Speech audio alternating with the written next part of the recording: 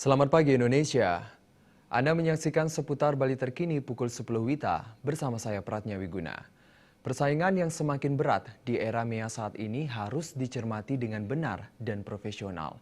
Oleh sebab itu, pemerintah Kota Denpasar mewajibkan seluruh LPK dan SMK selain memiliki ijazah lembaga juga wajib memiliki sertifikat uji kompetensi.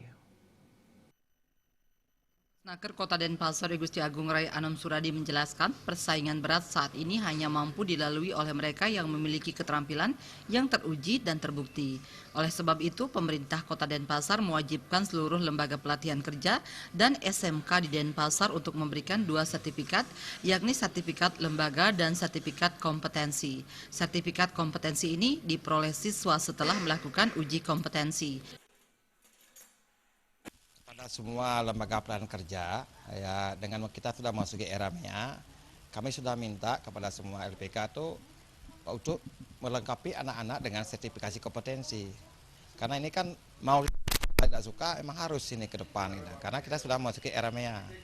Kita ingin generasi muda ke depan, karena sebagai pelanjut cita-cita bangsa ini tidak hanya mereka puas dengan ijazah SMK dan lain sebagainya, mereka harus dibuktikan kompetensi mereka karena ini tuntutan zaman.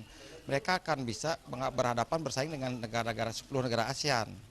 Nah, oleh karena itu keberadaan kompetensi ini dibutuhkan oleh mereka itu sebagai penyetaraan profesionalisme mereka.